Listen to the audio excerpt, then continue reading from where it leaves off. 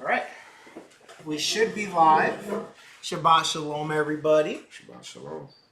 I hope everyone's doing well this beautiful Shabbat day that Yahuwah has allowed us to live through and experience and enjoy and obviously rest, because that's the command.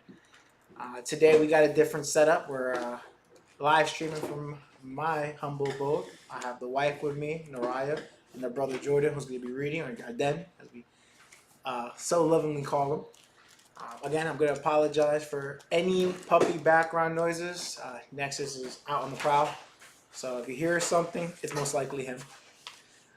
Today's going to be a short Shabbat in regards to the teaching. Then I have a little PSA at the end. I'm going to, give you guys.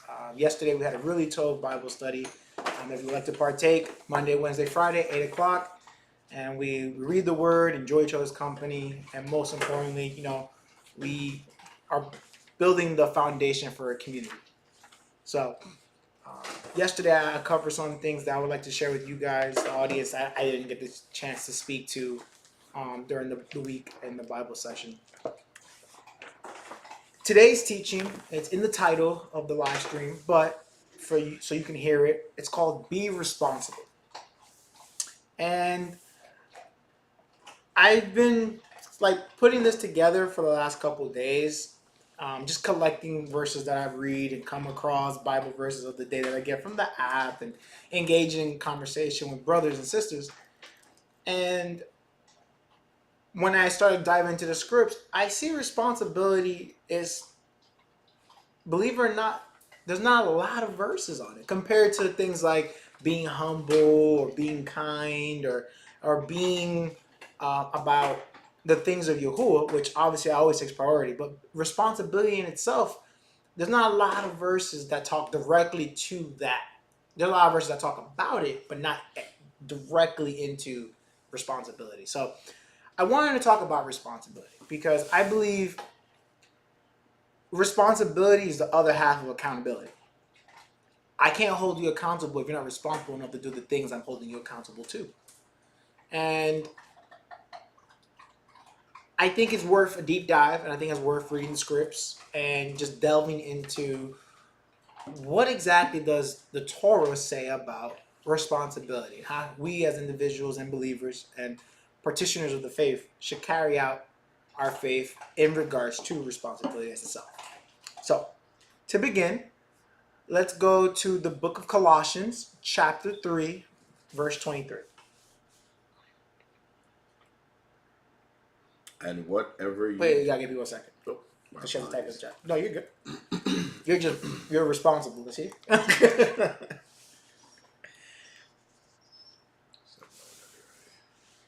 You're good. Okay, go ahead. Colossians chapter 3, verse 23. Yes, sir. And whatever you do, do it heartily, as to Yahuwah, and not to men. Okay, so I'm starting here. Here we read, whatever you do it heartily as if you're doing it to Yahuwah. Now, I know many know this verse. This is a very commonly used verse in a lot of different teachings and understandings, and I've even seen it on people's skin as a tattoo. But it speaks to taking charge of your day-to-day duties. I know we get caught up in our daily chores and our daily tasks at work, but if we're truly, truly going about being responsible believers and being responsible representatives of Yahuwah, taking pride in our work is the responsible, mature thing to do. Not everyone is going to appreciate the work you do, but Yahuwah will always see the effort you put into something. So you have to always, not only to yourself, to do the right thing at the best ability that you can on that day and moment, but more importantly, you want to be, again, even in your craftsmanship, an embodiment of Yahuwah. Because when someone sees your work, they're going to be like, damn, this is a good worker. It's a very hard-working person. That is a good trait. That is a desirable trait. And it speaks to the individual as a whole. So, being responsible and being, 100% in your works is going to be the key here for me to start off on. So, moving on from Colossians 3:23, let's go to the book of Romans, chapter 14, verses 10 through 12.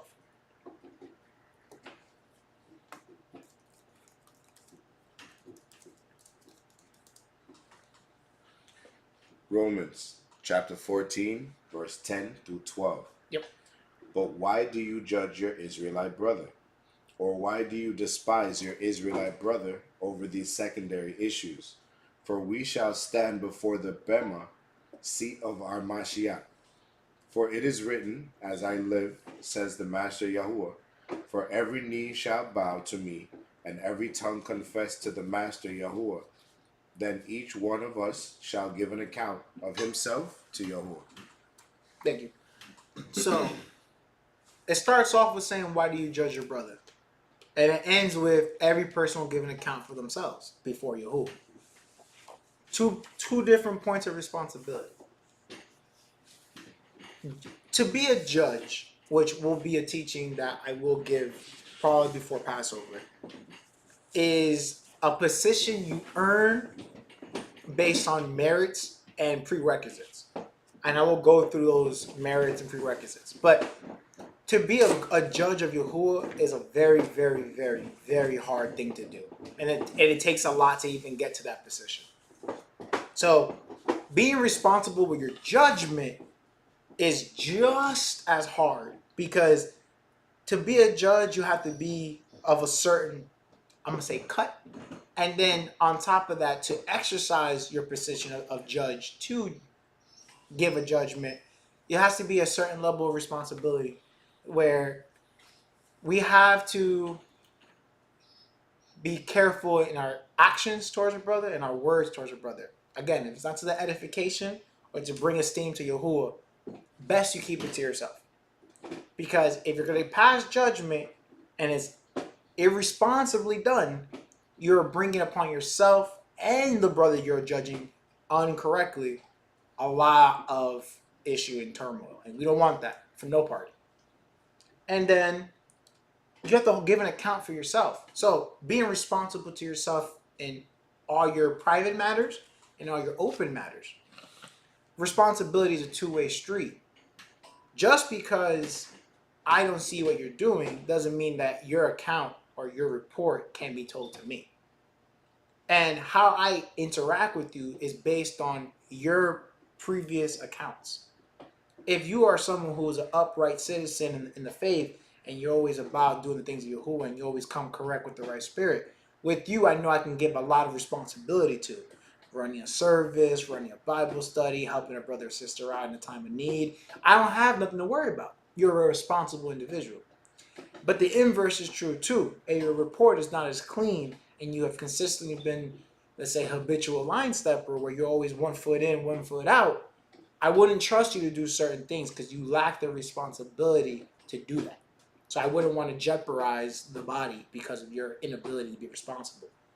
Same goes for your day of judgment. Right? That's what he says. Every man will give his own account. Yahuwah knows what you did. He knew it from the foundation of the earth, and from your moment in the womb, he knew it. But he wants to see how responsible or how mature are you to holding yourself to a certain standard. How responsible are you with the word that he gave you to be the Moshiach you are called to be? This level of attainable perfection. How responsible are you? He wants to hear it from you. And obviously every man will have to go through that. And obviously that includes women. But the verse here says men. Let's jump to the book of Luke, chapter 16, verse 10. Again, we're touching on being responsible in the word.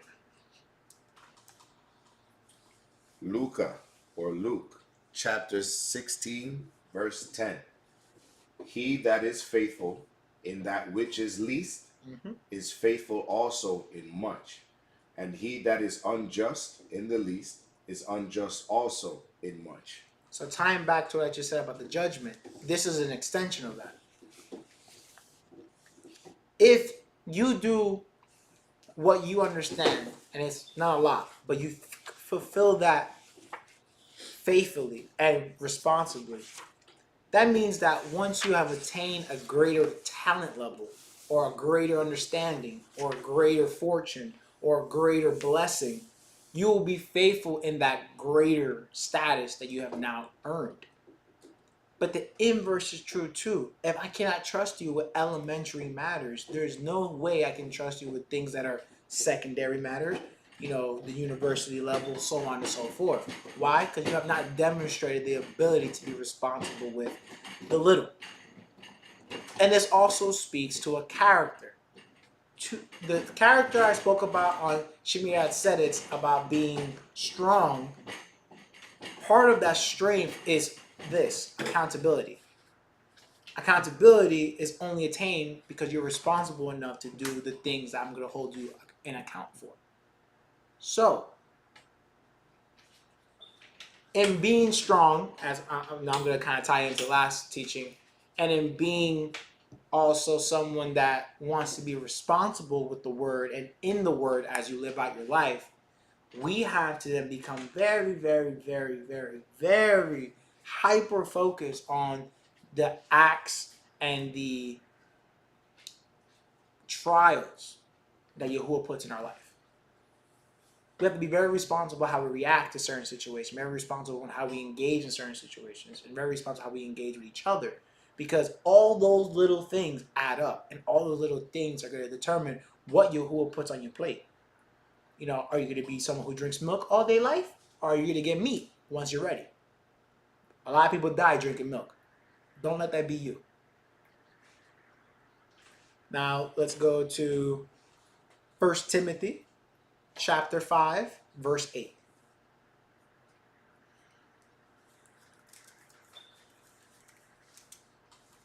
First Timothy chapter 5, verse 8. Mm-hmm. But if any does not provide for his own, especially for those of his own bayit or house, he has denied the imunah, truth, and is worse than an infidel. There you go. So now I'm going to extend this responsibility to the next couple of verses. We're going to talk about day-to-day stuff.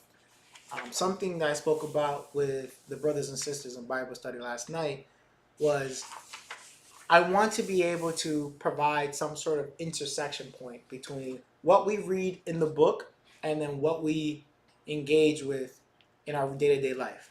Because yes, it's easy for me to throw at you guys every day, or every week, better said, a bunch of verses and then tell you meditate on that. It's another thing where I give you live examples, or I give you relatable examples where you can apply what I'm telling you or what I'm sharing with you, because I didn't write these, what I'm sharing with you, and then obviously carry out that application. This is one such area where there's a real world attachment to this. And I'm going to key in on the responsibility of men. There's an ongoing trend now that I'm actually quite a fan of men are becoming more hyper aware of their status in the world. A lot of men are being, they say red pill, but really what it is you're taking accountability. You're taking responsibility for your own life. You're no longer saying, oh, because of society or because of the system or because of women or because of insert excuse. You're now being responsible for who you are and what you do. This responsibility as a man in Torah, and this is where I'm going to now separate us from the world because we are set apart.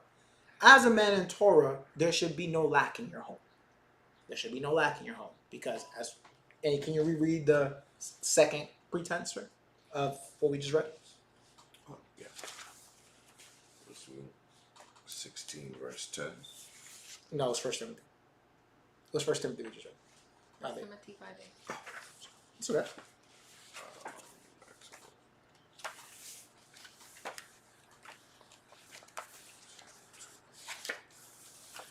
First Timothy 5:8. Just 5:8. Just a second half. I want you to reread it for me, please. He has denied the imunah or truth and is worse than faith. It's another faith. I mean, not faith. I'm so sorry. Yeah. He has denied the imunah, faith, and is worse than an infidel. So, because you do not provide or a lack is in your home, you cannot come to a Shabbat. You cannot come into the Moeds of Yahuwah. You cannot come into the set apart gatherings, the new months, the four turnings of the seasons that happen every year. Summer, winter, fall, and spring. Why? Because you have denied the faith. How can you say you love Yahuwah? How can you say you're being a responsible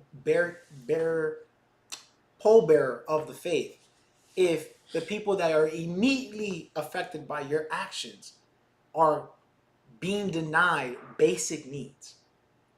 What type of believer is that? What type of representative are you being? That is a lack of responsibility, and Yahuwah wants nothing to do with that. Why? Because that man is worse than a non-believer. Because even non-believers take care of their kids. Even non-believers take care of their wives. Even non-believers take care of their community if that's what's on their plate. So, as a believer, we're supposed to be above the non-believer in our conduct, in our mannerisms, in our speech pattern, and in our day-to-day, say, fulfillments. So, with that, being responsible, being caretakers of the word, we have to be very careful in our private dwelling places and how they're set up. It speaks a lot, and this is something I've learned growing up with my own family as a Caribbean Dominican background. I know people that will let you slide with a lot of, let's call it misdemeanors, if you're a man who keeps his home down pat. If you're a man who's working hard, make sure his wife got the latest and greatest, kids are looking fresh, everyone looks healthy, we can let certain bad behavior slide because you're doing the most important. I'm not going to suggest that we live like that because you should be good in all your things. But a lot of a man's responsibility starts with the immediate people in his life. Hopefully wives, hopefully children. Why? Because those are your first set of responsibilities. Outside of yourself, these immediate people depend on you. So you not providing for the basics. I'm not even talking, this has nothing to do with lavish life living. I'm talking about the basics. A home, food, water, education, the ability to worship and serve the things of Yahuwah. And good health, obviously. All these things are on you. A lot of men, unfortunately, we know don't take care of their kids because a lot of single parent households. We all know this. But on top of that, or away from that, better said, there's men in the faith that have women and children all over the place and they're not taking care of them. Let's not make a mockery of Yahuwah. Let's not make a fool of ourselves and shirk our responsibility. Be it 1 kid or 10 kids, 1 wives or 10 wives, 1 community or 30. Make sure you're providing, because I don't want you to be called an unbeliever. And I don't want you to deny the faith, especially if we roll it together. So, again, I'm not telling you provide them Bentleys and Rolexes, but I shouldn't find out that your kids are on the street. I shouldn't be finding out that your wife doesn't even have enough head coverings to get through the week. Let me not find out about that, because then I'm going to tell you you're denying the faith, and we can't roll together. And at that moment, you either have to surrender yourself to Yahuwah, humble yourself, and let us help you, or you need to remove yourself from the situation. Either which way, resolution has to come, because that's the responsible thing for us to do. We cannot let those who are in need of us and our responsibility lack. Yahuwah will not allow that, because he provides for the birds of the air and the beasts of the field, and we're supposed to be on that level.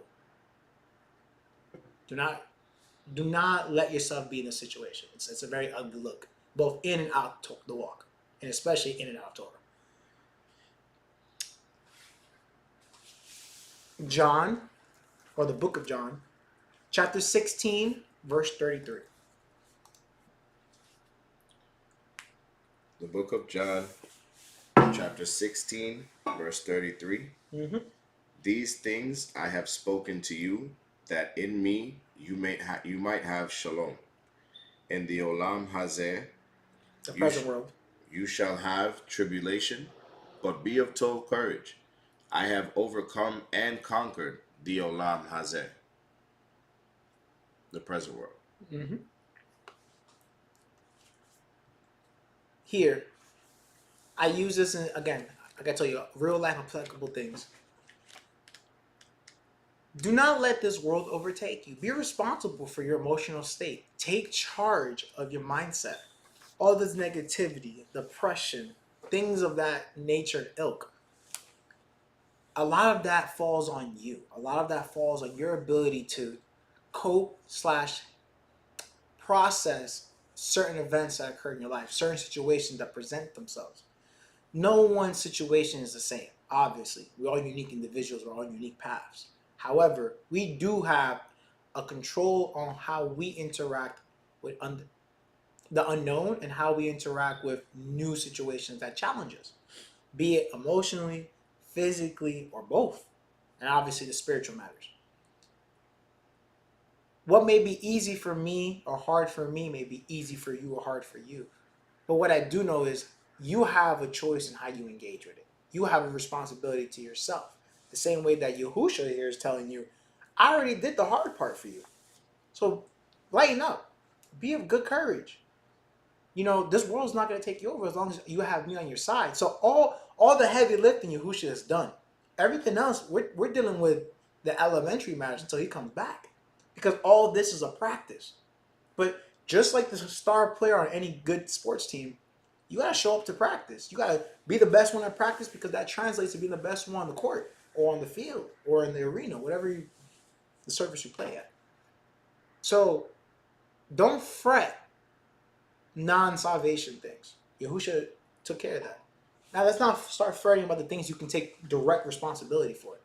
Let's start making strides forward and keeping this walk in the way that he kept the walk. Because only he can remove your sin. And he did that when he died on the stake and resurrected and overcame sin and death. He did that already. You don't got to do that no more. So now let's get our responsibility up and let's get our head in the game about what we can interact with and control. Because I understand not every situation is going to be, crystal clear, perfectly laid out for you. But you have the ability to control your destiny. You do have the ability to hold yourself responsible for what you do and how you do it. Let's go to the book of 2 Corinthians, chapter 5, verse 10.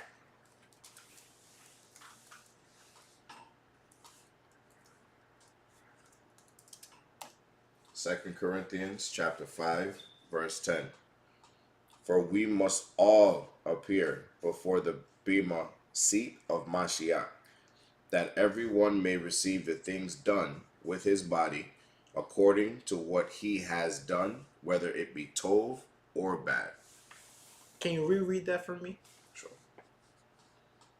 For we must all appear before the Bema seat of Mashiach. So here, all. So every single person that's walking this walk, again, your walk is individual. You have to present yourself. As we read earlier, you have to give an account for yourself. This is a continuation of that same concept. You're responsible for yourself first. And then depending on your position, husband, leader, teacher, community leader, you have other people behind you. But before we get to those other things, your first primary responsibility is to yourself. Why? Because you have to give an account for yourself before the Bema seat, the judgment seat. Continue. That everyone may receive the things done with his body according to what he has done, whether it be tov or bad. So I keep stressing this point from when we rebooted our live streams. The sins against yourself and the sins against the body are two separate categories of sin. Why? Because the sins against yourself, though you are responsible, again, like I said, if your primary responsibility is to yourself, those are a personal matter that can be resolved between you and Yahusha because of a personal matter. But the sins against the body, now you're affecting other people. And now you have to be responsible enough to own up to those mistakes or those sins and then right those wrongs. Why? Because you are going to be held accountable for those things when it comes for your turn to give an account for yourself. So,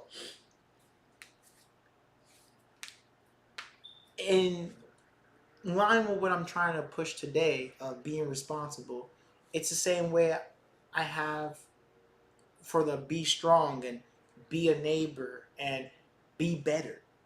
All these live streams and teachings and lectures, whatever you want to call them, I'm trying to build out a character profile. I'm trying to build out a set of characteristics that you can, with your own understanding, point out and be like, okay, If I do this, I'm a little bit closer to the Torah. If I do that, I'm a little bit closer to the Torah. Why? Because, again, I can give you a bunch of verses. I can throw you a bunch of concepts and doctrine and understanding of different books. But until you put the rubber to the road and you will actually apply this, you're just full of knowledge. But you're not keeping the word. You just know the word. And I don't want you to be knowers of the word. I want you to be keepers of the word, doers of the word, as Psalms and Proverbs say a lot. And one of those character traits of people who do the word is being responsible. I'll use today as an example. Again, keeping things applicable to our day to day. We could have easily told you guys, take a day off, it's still Shabbat. I didn't. We didn't. Why? Because we have a responsibility to you, the viewer, a responsibility to those who will view this in the future. I'm not saying that if we didn't go live, you wouldn't keep Shabbat. Far from it. I hope that you keep the Shabbat regardless if I go live or not. But I know this helps you be more responsible. This helps you keep yourself in check so that you know, okay, I have someone who knows I'm doing the right thing and keeps me up to where I need to stay at. And that works both ways. You, the viewer, to me, and me to you, the viewer.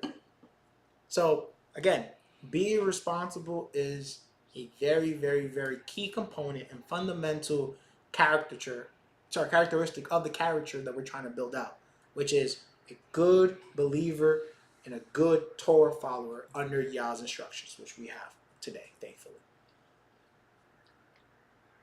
You just finished reading 2 Corinthians, correct? Yes. Yeah. Okay, so Galatians. Now give me Galatians, chapter 6.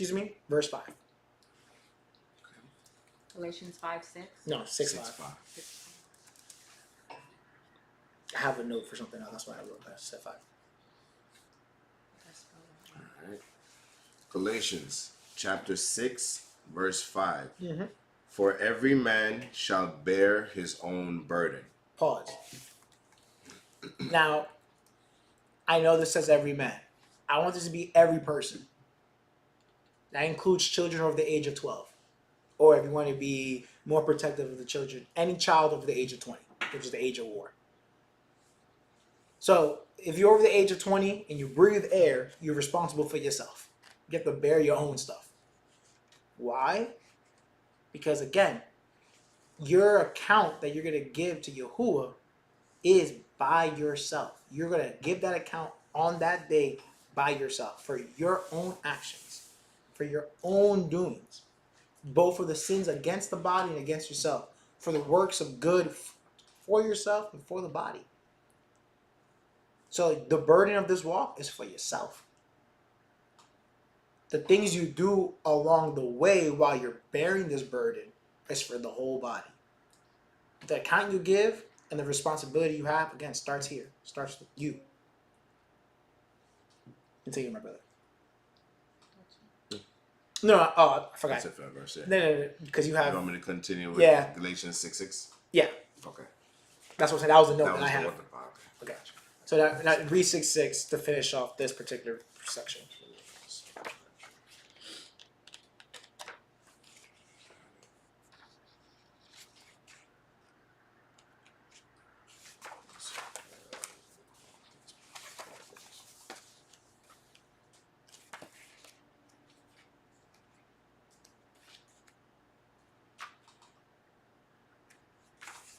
Galatians 6, verse 6. Yes. Let him that is taught in the word share with him that teaches in all tov things.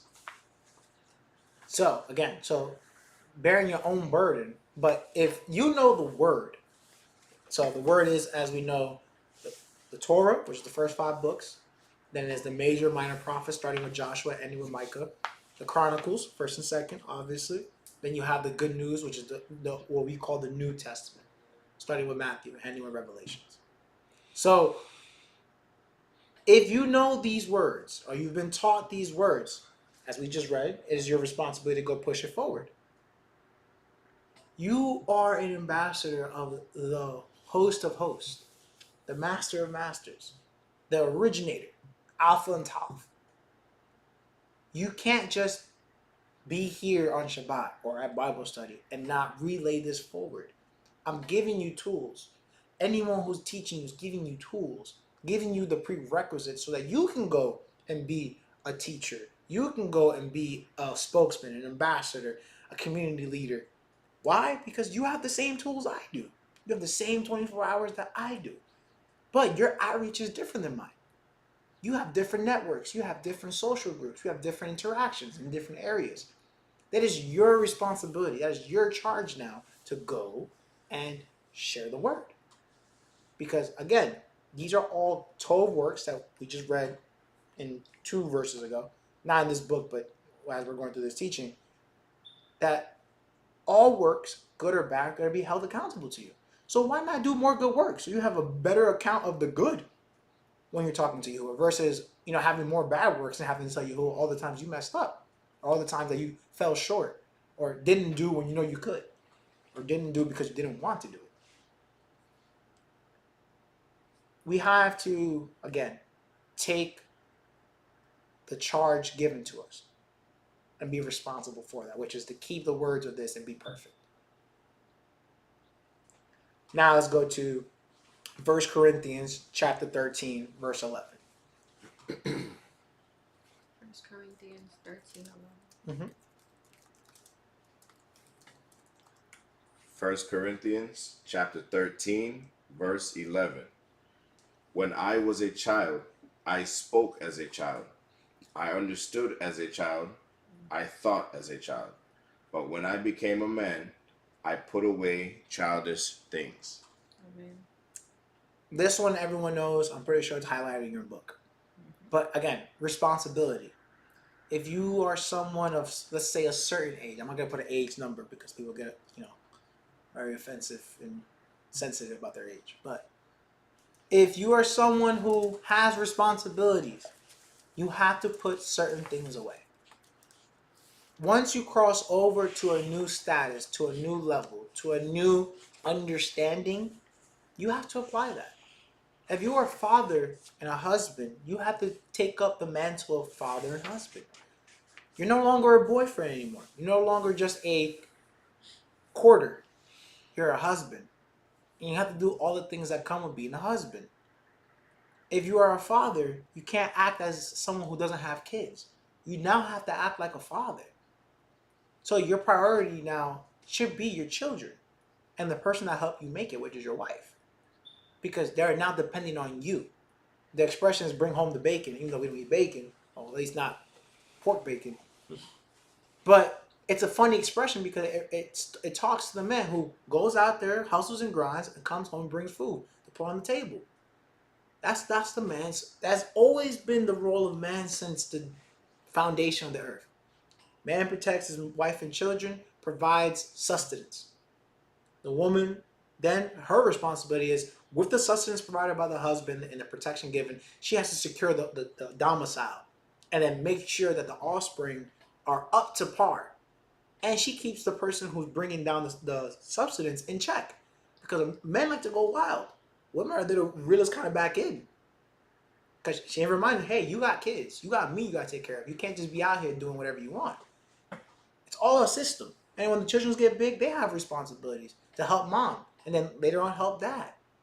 And then when they get older, they will take on the roles of their mother and father with their partners and their children. We make simple things complicated because we as humans are too often bored and have too much time in our hands. And we lack responsibility and accountability. If we take charge of every moment, every thought, you will find out how much time you have to do the good things in Yahuwah. How much to-do lists you have to go through to make sure that every day ends on a Tov note.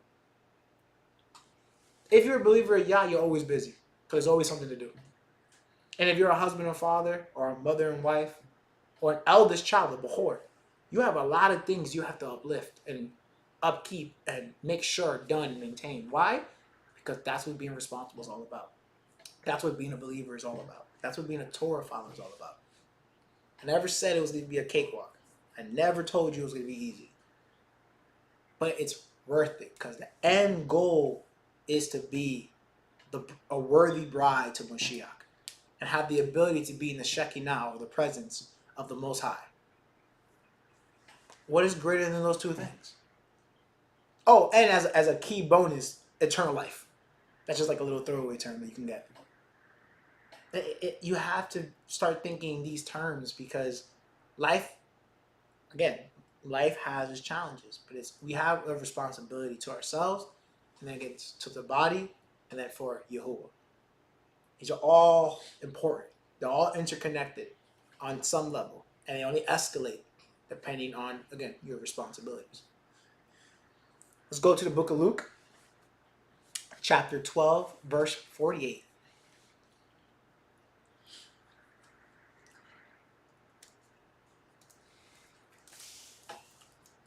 The book of Luke, chapter 12, verse 48. Yes. But he that knew not and did commit things worthy of stripes shall be beaten with few stripes. For to whom much is given, of him shall be much required. And to whom men have committed much, of him they will ask the most. Okay, so if you commit a sin and you don't know it, the punishment should not be heavy. That's a topic for another day. That's going back to being a good judge, which is a talent and a position that you have to grind to get. But in regards to the second half of this verse, which is who much is given, everyone loves Spider-Man, and we all love Uncle Ben's thing. To who is given much power, much responsibility. That's where he gets it from. So you don't get it twisted. He didn't make up a new quote. He just quoted scriptures and made it into a comic book. So shout out to Uncle Ben. But it speaks to a true principle that we have to live with. Be it with Yahuwah, or as I said, if men commits much to you, you have that responsibility. Wherever you are, your report is very important. And how your report is written of you is based on the responsibility that you display and making sure you upkeep whatever you have to do, because that's what you're charged with, and how you hold yourself and those around you accountable. Why? Because again, you are an ambassador of Yahuwah. You are someone that speaks on the behalf of Yahuwah on this earth to those who believe and those who do not believe. That is your responsibility. Anything less than that, or anything that makes a mockery of that, is on you. And you have to be able to address that and fix that. Because there is no other charge that we have. Because again, sin has been defeated. Yahusha died already for the sins of yesterday, today, and tomorrow. So now we have to make ourselves worth that sacrifice. We have to make ourselves worthy of that ultimate act. And that's taking responsibility for our walk. That is being strong, like we mentioned earlier this week, and then last week, being a good neighbor. I'm going to try my best to distill the perfect believer, because we have so many great examples in the scriptures, but I'm going to distill it to the point where my hope is that in a bad dream, you start saying back some of these words. But I want it to be second nature. I want us to get to a point where the good things of Yahuwah are second nature to us, and that the bad things we end up hating, as Yahuwah wants, because he wants you to love what he loves and hates what he hates. But for us to get there, we have to be habitual doers of these good things, habitually doing the things that Torah tells us to do. And only way we're going to get there is by being responsible and being strong and having the strength for our conviction. So we have to carry this out. This is easy if we make it easy, and it's very hard if we make it hard. That's the beauty of this walk. Let's go to the book of Proverbs, chapter 28, verse 13. The book of Proverbs, chapter 28, verse 13. He that covers his sins shall not prosper, but whoever confesses and forsakes them shall have rachamim. Mercy. So, we all know what sin is. The transgression of the law. What is the law? Torah. So if you break Torah, you have committed sin. Against the body or against yourself. But both are offenses to Yahuwah. if you try to cover up these offenses, or you try to cover up your sins against yourself or the body, don't expect to have peace, shalom. Don't expect to have miracles. Don't expect to have blessings. If it happens, great, but don't expect them. Don't expect your prayers to get past the first level or the first heaven, as we read in Psalms. Why? Because you're not right. You're not being responsible for your actions. Yahuwah has no business with sin. He has no business with those who are shying away from accountability and responsibilities. That's not what a good man is. That's not what a good man is. Being honest to oneself and being accountable for what you do and what you say and how you say it and how you do it is something you should learn regardless of your faith. That is a life principle. There are people who will never pick up the Bible that do that. So us who have picked up this Bible, shame of us that we can't even do that. Shame of us. We are lacking the grit that is needed to be this man. The man that can not cover his sin, but rather the man who in his sin can still bring glory to Yahuwah because he confesses them, makes teshuvah, and rights his wrongs. And then he goes on his life. Keep doing on and keeping on because he did the right way. And that person will probably receive twice the blessing he would have got in the first place.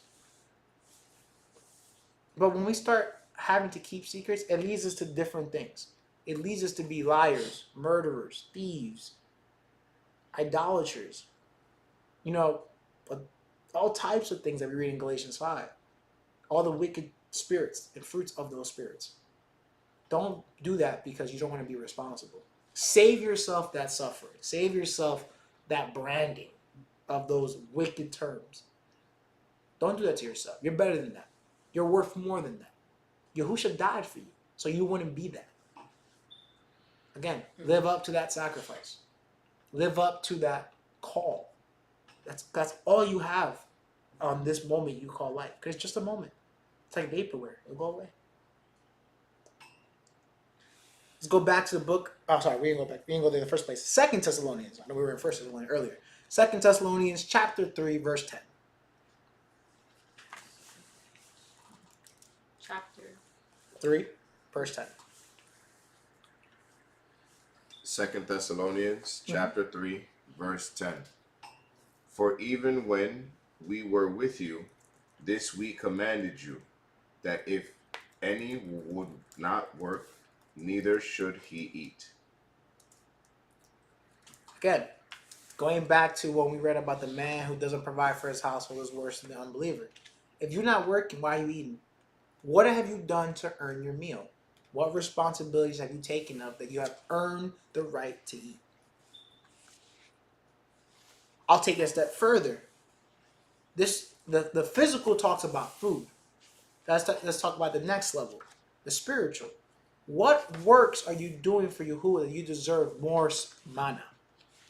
What are you doing for Yahuwah that you deserve a greater understanding? What exactly have you earned?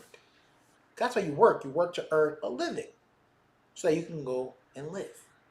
Okay? What works are you doing for Yahuwah to earn greater understandings and greater status for Yahuwah? What have you done? Too many people want to be, a chief or a warlord or a dictator or a rabbi or whatever high status you want to call yourself in your group. But what have you done to get there? What works have you put in, both in private and open? What exactly are you doing to make yourself the example worthy of eating? We can talk about food or we can talk about the spiritual. In either which case, again, hold yourself responsible and make yourself worthy of something. Make something of yourself. Every person is given a talent. Every person is given a talent. And if you say, oh, I don't got nothing, you have time. Figure it out. That's your talent. Figure it out. You have time. Make yourself responsible for the time that you have. That is, without saying, Because if you remove all the security nets that the society provides you, and we go back to how it was in the wilderness, best believe you had to do a lot of manual work to make sure you got to eat that day. We're not that much different than most people. Don't get confused because we have cars and cell phones. We still gotta sleep. We still gotta drink water. We still gotta eat. We still need to make love. We need to still do all the same primary functions. That has not changed. We have not evolved from that yet. Not yet. The new body that Yahuwah gives us, that has some new upgrades and perks. But we're not there yet. We're not there yet. 1 Peter chapter 3, verse 7. 1 Peter chapter 3, verse 7. Mm-hmm. In like manner, you husbands dwell with them according to Da'at, giving honor to the wife as to the weaker vessel, and as being heirs together of the favor of Chaim, that your tefillot be not hindered. So let's break that down. I selected this one because of our Bible study yesterday, and I put it in here. So read that again. We're going to do that word for word. Go ahead, brother. In like manner, you husbands. Okay, so now we're talking to the men who have taken on the responsibility of taking an Isha.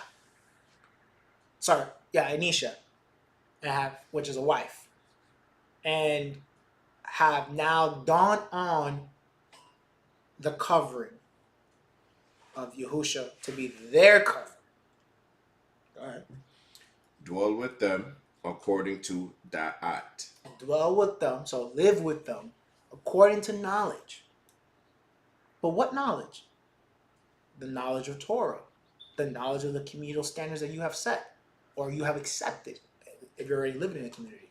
So, for example, in my understanding, my knowledge, as I was taught through Torah by my father and through my community, be it Maimide or Yadi or now in the Havan Torah, was you don't go to bed upset with your wife. You don't hit your women. You allow your women to have an ability to be the Proverbs 31. I mean, she's educated and entrepreneur. These are two very important things. You have to allow your woman to have a voice. Because if you're the head, but you have no one to give you counsel, you're a head with no ears. That's an abomination. If you are married, you are expected to have children. So women have to be with the mindset of they're not just going to be my wife. They're going to be my wife and the mother of my children. And it is my responsibility to put them there. Financially, physically, emotionally, whatever the circumstance is, you're going to give me kids. With the women, these women are going to be educated in Torah because these are the same women that have the responsibility of teaching my children the law. I will enforce that, but they have to teach them. These are the that I have. And there's much more. I'm just not going to bore you with it. So all these components are how I'm going to dwell with my wives, be it one or many. Why? Because that is what has been imparted to me. That is my responsibility. Continue, my brother. Giving honor to the wife as to the weaker vessel. Period. Giving honor to the wife. Who is the weaker vessel? Now, weaker vessel. Why is she the weaker vessel? Now, yes, we can go with the physical. Yes, typically, biologically speaking, women do have less muscle mass and less density of bone. So, theoretically speaking, in a one-on-one, an average man, an average woman, an average man is always going to be stronger. Yes, congratulations, you passed bio 101. That is not what this is talking about. Weaker vessel is less responsibility. They have less responsibilities. If a woman sins and she is married, the sin goes in her husband's hands, not hers. She gives an account of what she did, but the bearer of her sins is her husband. That is one less responsibility that they will never have to contend with that their husband does. What's another circumstance why they say they're a lesser vessel? The charge given to them by Yahuwah is less. The task of a woman from Yahuwah versus the task for a man from Yahuwah, the task for the man is a lot longer than for a woman. Not that they're not capable, but the responsibilities required of them are less. hence the lesser vessel. But still, you give them honor because in their responsibilities, they make it possible for you to keep yours. Without our wives, men would not be able to do the things they have to do for Yahuwah. Because a man can't teach, provide, love, build, keep the things of Yahuwah, and somehow be sane all at the same time. I can't work in the field and feed my kids. I can't work in the field and teach them Torah. I can't do them both at the same time. I can't be the person outside working and somehow be the same person that upkeeps the home. And upkeeping doesn't mean just cleaning. I'm talking about money coming in. What are you doing? Are you investing it? Are you building with it? How are you getting us richer? Be it monetarily speaking or spiritually. What are you doing? That is a job. That is the job of the keeper of the home. That for every dollar I give you, I better get two. Why? Because that is your job. But I can't do that job and my job of getting the original dollar. We have to give honor because the position is worth it. The responsibilities, if they're doing it, so this is a big if your wife is doing her job, you best believe you have to be honoring her for that job being done. The same way if you're doing your job, you would want the same honor and respect. That's why we read, women, respect your husbands and husbands love your wives. See how they say that? It's respect. But that's all based on your ability to be responsible and be that person that is worthy of the title and status given to you. If you are above the woman, congratulations. Yahuwah has allowed that. Make yourself worthy of that. Because she is, to her, you are Yahusha. To the children, you are Yahusha. Act like that. That's the responsibility. If you're anything less than that, you are failing as a husband. Get better. Do better. Tying it into all these mini teachings I keep putting out for you guys. Because I believe if you want a great nation, you start with the men. Because once the men are held to a high standard, the women have to follow. Or not, they're not going to get married. And we're going to take women from other lands and get them up to speed. So the women in the nation, that's in our nation, in our tribe, if the men are doing their job, you best believe whip yourself into shape. Because we can replace you. And we will replace you. But that same threat that I'm giving is the same threat women should give to their husbands. If you're not upkeeping the mantle of Yahusha, you're going to bring chaos and disorder into this home. I don't want to die because of you. I don't want to lose what we have because of you. So get right. It's a two-way street. It's a two-way threat. So we need each other. Both brother to brother, but more importantly, starting in the immediate home, husband to wife. That is a responsibility we have to hold to each other too. James chapter 1, verse 27. And again, this teaching is be responsible. James Or Yaakov, chapter 1, verse 27. Pure and undefiled service to Abba Yahuwah is so this. Pause. A pure and undefiled. Continue.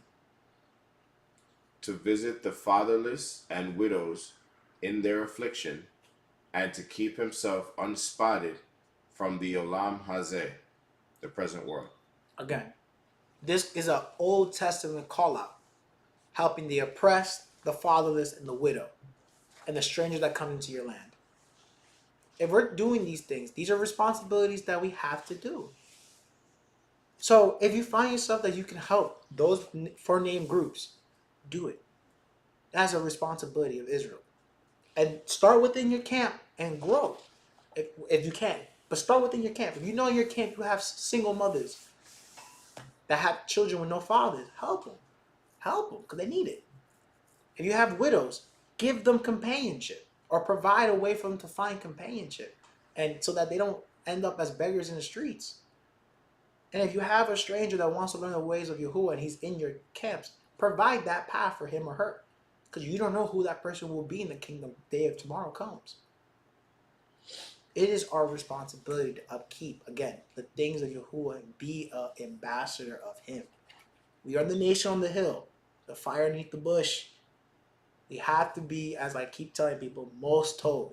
That is what we have to be. We cannot run away from that. We cannot hide from our responsibilities. We are the sons and daughters of Abraham. He never failed in his responsibility. He never wavered in his commitment. He never lacked in his drive to do the things of Yehovah. We have to honor our mother and father. He is our father of the faith. So in honoring him, we have to match or supersede what he did.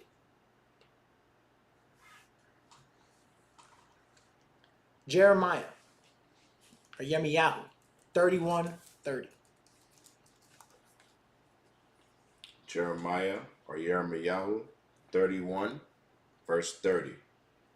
But everyone shall die for his own iniquity. Pause. Everyone should die for their own iniquity. And there's a great teaching that I have to find. Iniquity and sin are not the same. They're not the same. The words are not the same. But the iniquity that you cause, you're responsible for it. No one else. I cannot pass on my iniquity to you. I can pass on sins. That's why we have the sins of the fathers before you. But I cannot pass on iniquity. That does not work like that. Go ahead. Every man that eats the sour grape, his teeth shall be set on edge. Or blunted, which is another way of saying that. After what? The verses. I'm getting to give people more time to get there. Oh, saying it too quick. You're getting to the verses too fast. Oh, sorry. It's okay. Oh, okay. So we have to be, again, just repeating. This is just another reference of being responsible for yourself, because what ends up happening to you is on you. Can't blame me, can't blame your mom, can't blame your dad, can't blame your wife, your kids, society. It's on you, because you have responsibility for the actions that you commit yourself to. Again, be responsible. Let's go to 1 Peter 5:8.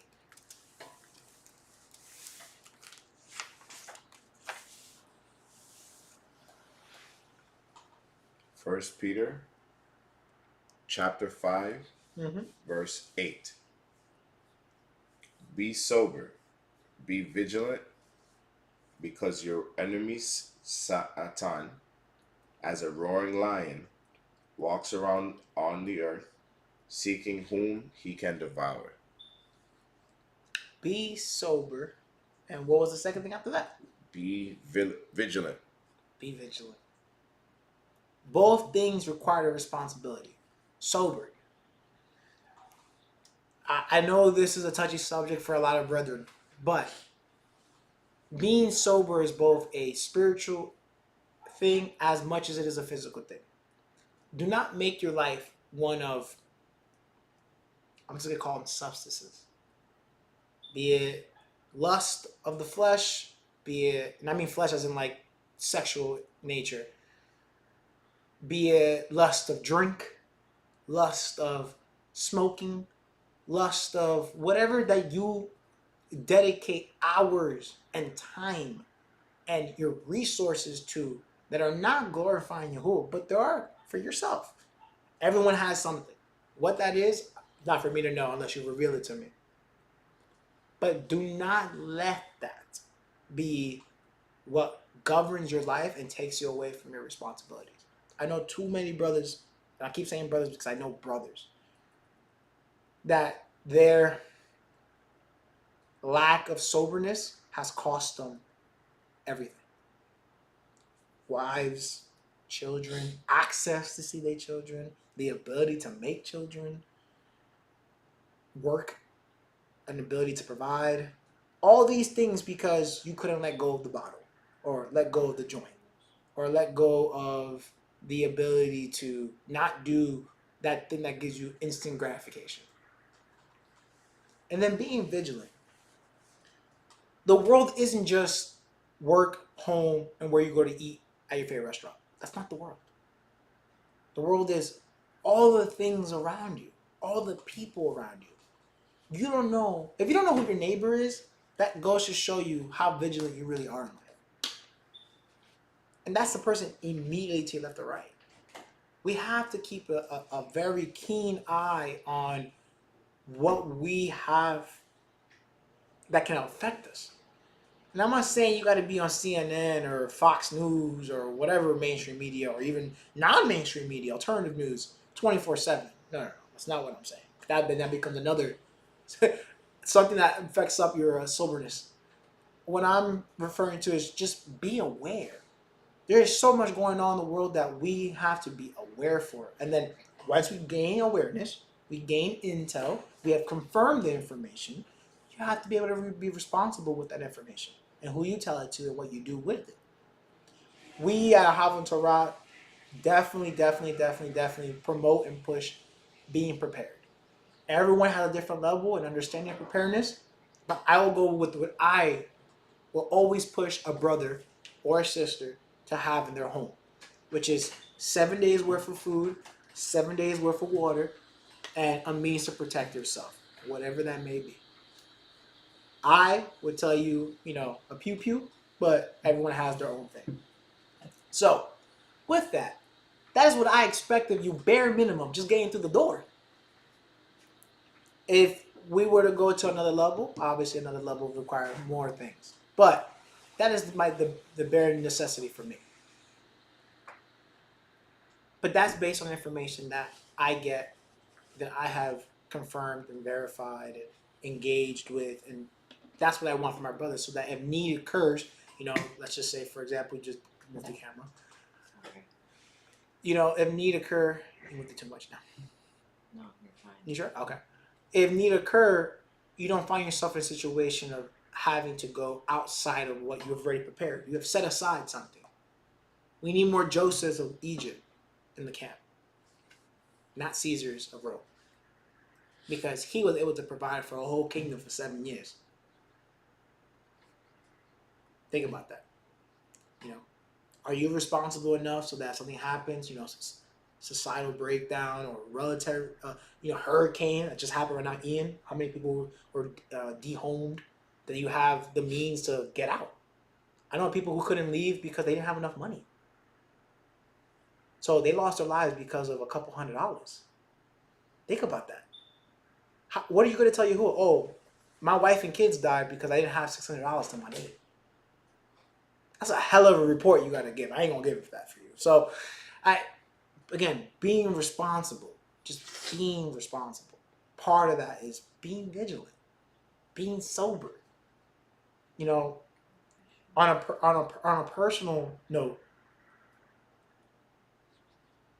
if you're up to your neck in bills, if you're up to your neck on things you owe, don't be talking to me about your vices. Why? Because you are not being sober-minded. You're not being vigilant. Because you are now taking from what you need to put something into for your desire. And that goes back to not being responsible. This is a personal note. Because I know too many people who like to shy away from telling people things. But, again, if you have goals, you have no business with desires. You have no business. Once you meet your goals, live it up. I don't really care what you do. But until you get to that point, put the bottle down. Put the joint away. Maybe don't go to Cancun this year if you're still living in an apartment when you want a house. Or you want to start a business because you're a 9-to-5. There's bigger things you can get to that you are stopping yourself from. You are denying yourself that. Be responsible. Be vigilant. The last thing I want to end with is this. And this is to the parents. Can you give me Ephesians chapter 6, verse 4? And I say this is for the parents, and I say this for the end because I think as parents, yes, you have to lead. You have to grow your child in the way you want to send them out, so that when they turn old, they keep the ways of you hold. Yes, all that is beautiful, and I know plenty of parents who have done a phenomenal job of inscribing and living out Torah for their children. So for some people, there's no excuse. Your mom and dad, I know personally, have done the best they can for you, and you just act. But there is something that I believe, especially as Caribbean parents, we have to start practicing this. Can you read this for me, brother? You said verse Chapter 6, verse 4.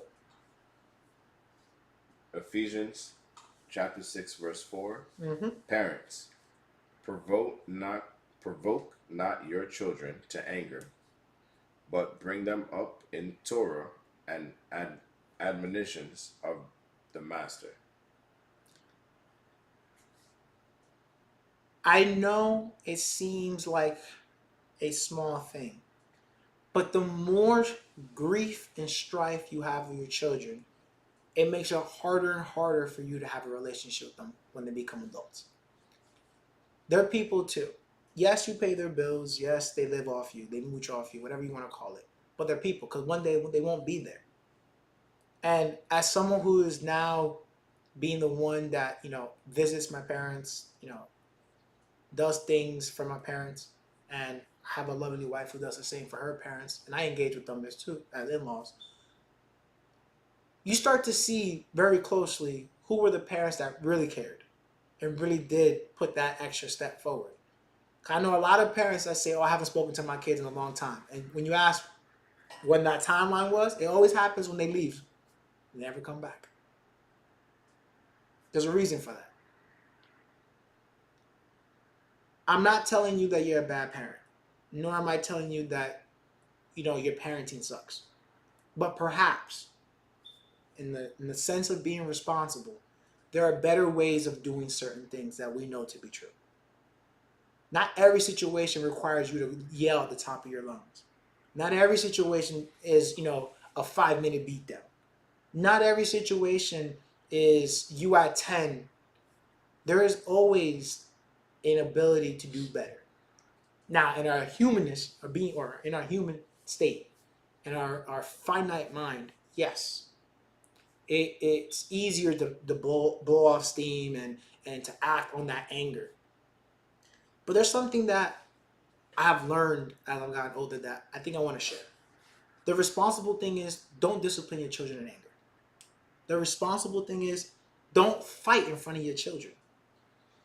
If you have something going on with your wife or your husband, don't do that in front of your kids. Because then when your kids reenact what they saw, you'll get mad at them when they learned it from you. That makes you a hypocrite. That makes you irresponsible. Don't do that. Don't be that.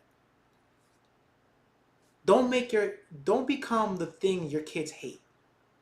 Because then when they go to select a partner, they're going to pick all the things that they thought you had and avoid that.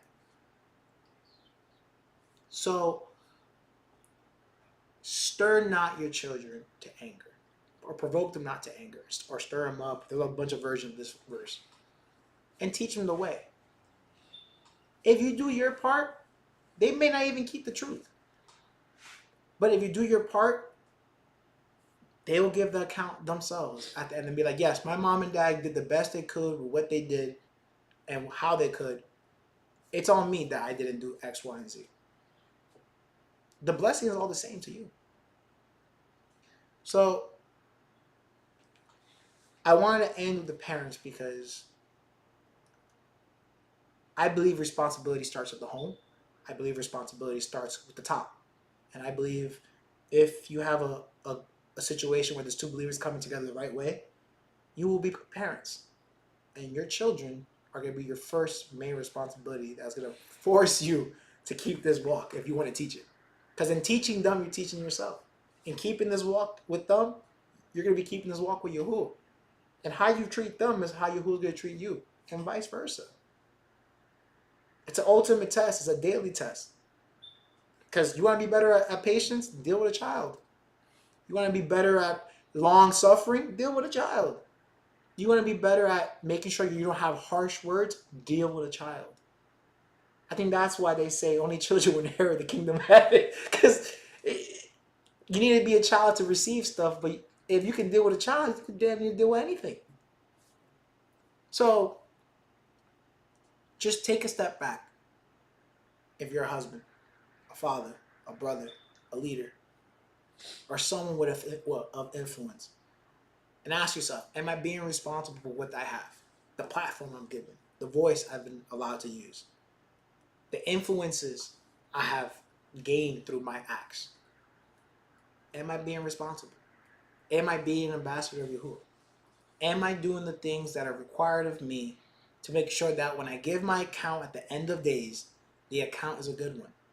Where I say, yes, Yahuwah, though I faltered here, here, here, and here, for the most part, I did all these things to my best effort for you. And I'll down that hill.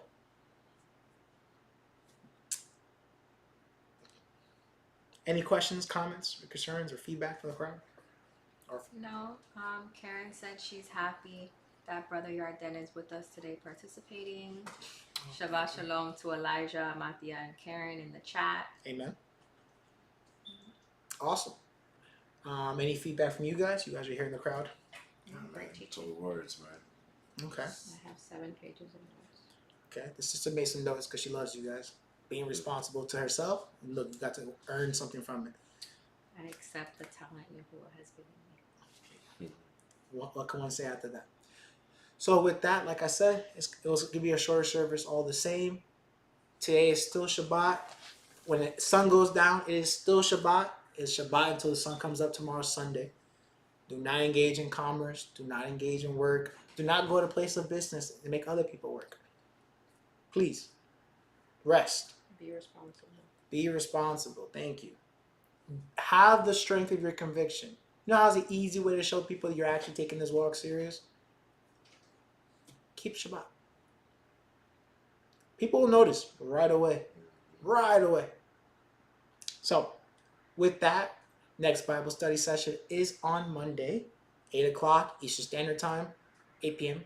Eastern Standard Time. If you would like to join, please just post your WhatsApp number on the chat or in the comments, and we'll add you to the WhatsApp group, and you'll happily be able to access the Bible study sessions. We do it 3 times a week, Monday, Wednesday, Friday, 8 p.m. Try to keep it to 2 hours, but sometimes, the brothers and sisters be talking.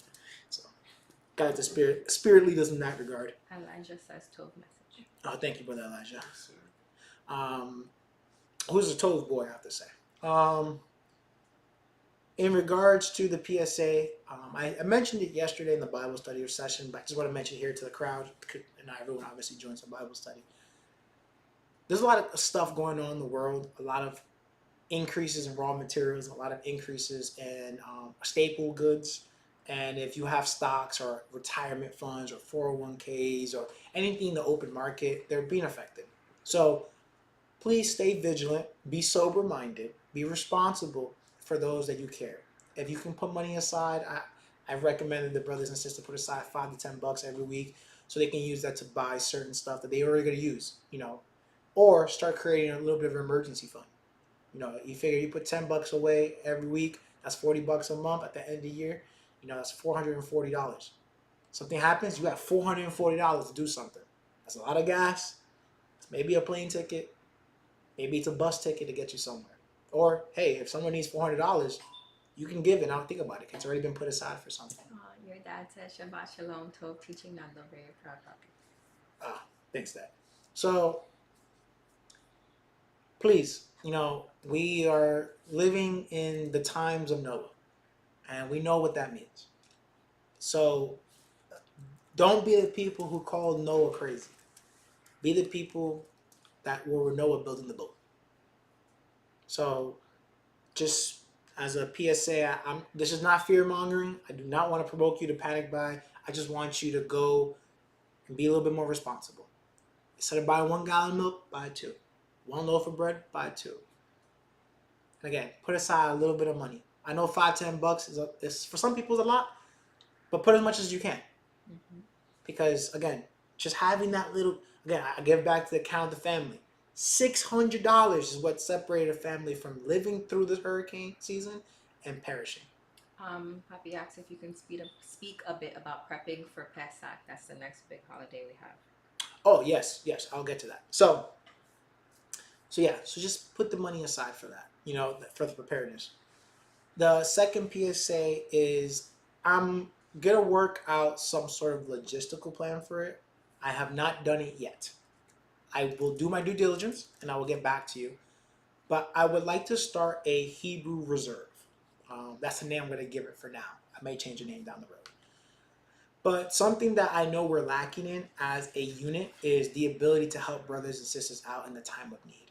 And as you guys know, we never have and will never require a tithe from you guys. I don't believe in profiting off the words of Yahuwah. I don't believe in that. However, it has come to my attention, and I'd like to give thanks to Sister Karen and Perla and a conversation I had with a brother in the street that I know. Something that the non-believers do better than us is that when someone needs help, they can provide help, be it money, food, place of dwelling. They can do that at a moment's notice, and we can't, and that bothers me. So to not be bothered and to fulfill my obligation to help the widows, the fatherless, the oppressed, the strangers in our land, I would like to encourage you guys, and once I set it up, I'll give you guys all the instructions. Whatever you can give in a week or in a month, we'll set it up somehow, some way. It will go to a fund of some sort. And that fund will be public access. I'll make sure that no one person has access to it by themselves. And it will be open 24/7, 7 days, so 365. So that everyone can view it. It may be a crypto option because I do make a living on that, but I have a better understanding of that, and I can make it so that no one man has access to this money. Because I know when you introduce money into religion or to faith, people start acting a little funny.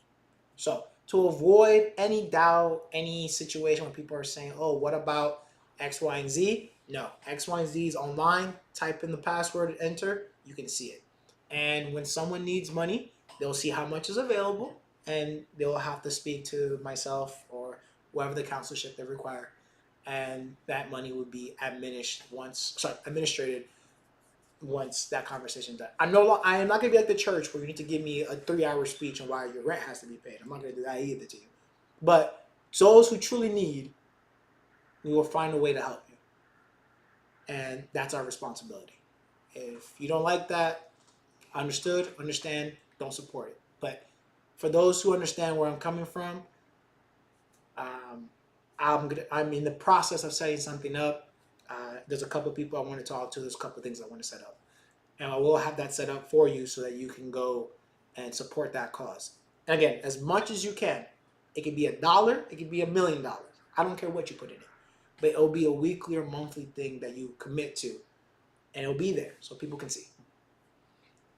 Talk about how they can start saving now, Pesach's in April. No, that's the next thing I'm doing.